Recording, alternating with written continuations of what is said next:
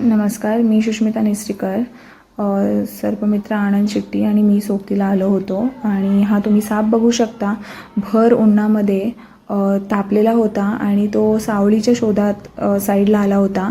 Actually हे school आहे, BK model school, आणि त्या पटांगणामध्ये भला मोठा नाग आम्हाला सापडला होता. तुम्ही बघू शकता ह्या व्हिडिओ थ्रू. आणि जसं विद्यार्थी आणि सगळे सारे शिक्षक आहेत इकडे आजूबाजूला, आणि खूप गोंधळ चाललेला त्यांच्यामध्ये.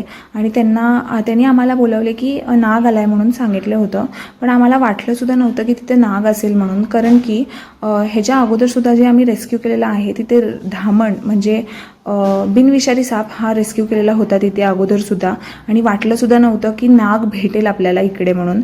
आणि असं तुमच्या आसपडोससुद्धा येऊ शकतात असे भले भले मोठे साप. कारण की आता तरी मीटिंग सीझन सुरू आहे, आणि मीटिंग सीझन असल्यामुळे मोठे मोठे साप असे एक समजा किंवा दोन तुम्हाला बाहेर दिसू शकतात. आणि पूर्ण स्कूलमध्ये हल्ला वाजला होता, पूर्ण गोंधळ चाललेला. आणि तुम्ही हा नागसुद्धा बघू शकता.